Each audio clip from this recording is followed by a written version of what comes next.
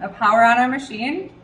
And when we power on, we have a choice for 3 different screens, which only stays on for a few seconds. It's going to be transfer, start, or control panel. We're going to click control panel on the bottom.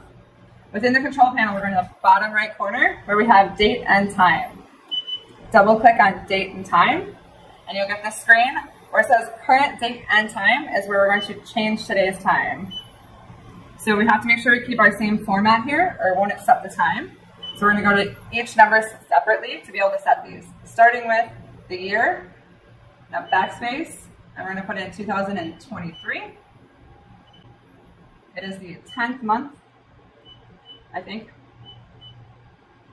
And wait for the next one. Right there. And the 17th of October. Where's my space? At 10 a.m. 10:43, 47. We're going to add the marks back in. So we have 2023, October 17th at 10:47 a.m. Let's see if we're okay there.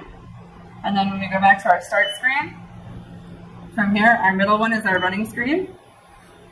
And now we have our date and time set up on the machine.